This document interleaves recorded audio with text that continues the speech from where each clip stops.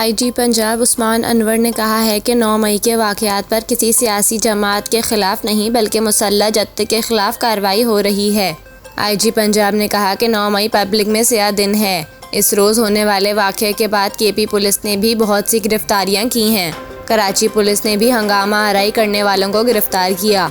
उन्होंने कहा कि जिन्ना हाउस पर हमला खतरनाक था। तमाम वाक़यात की जियो फेंसिंग की है। गिरफ्तार अफराद को अदालत में पेश किया जाएगा।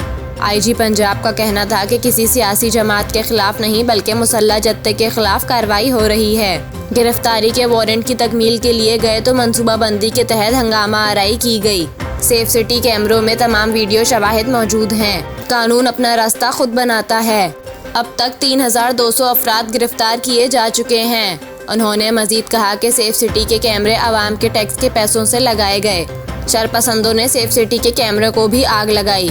डॉक्टर उस्मान का कहना था कि कोई किसी सरकारी इमारत में घुसने की कोशिश करेगा तो जो कानून में लिखा है वही किया जाएगा। शरपसंद हमारे मिसगाइडेड लोगों खवातीन की आड़ में हंगामा आराई करें या जलाओ घेराव करें तो ऐसे में पुलिस का गोली चलाना बहुत मुश्किल है।